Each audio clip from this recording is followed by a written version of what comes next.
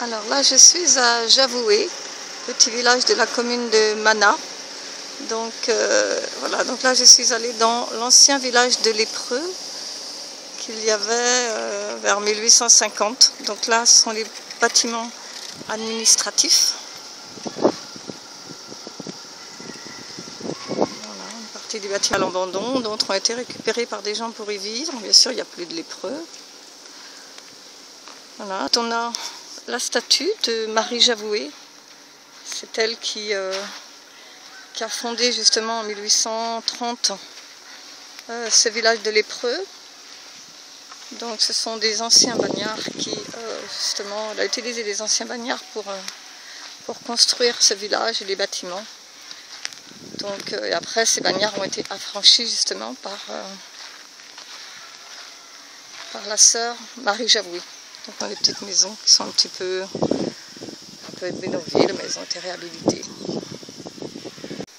Alors, contrairement au village de Javoué, qui est essentiellement composé d'une population laotienne, Khmong, ici on a bien sûr des gens du Suriname qui, lors de la guerre au Suriname, ont été accueillis par le gouvernement français.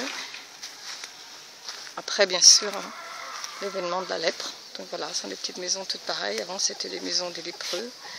Ils vivaient seuls ou en famille, voilà, pour être isolés bien sûr de la population. Voilà, donc ce sont des petites maisons, toutes pareilles. Voilà.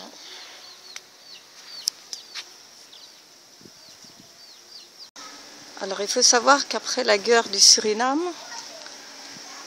le gouvernement français a accueilli pour un temps justement les Surinamiens et ensuite on leur a donné de l'argent pour qu'ils repartent.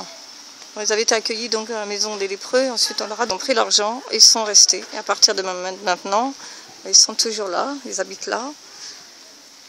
Les conditions assez vétustes d'ailleurs. Voilà.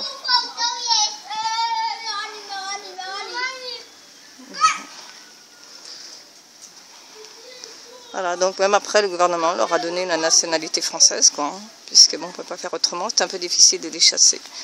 Donc voilà un peu pourquoi ici à Javoué, dans ce village, l'ancien village de lépreux, on trouve des gens bon, qui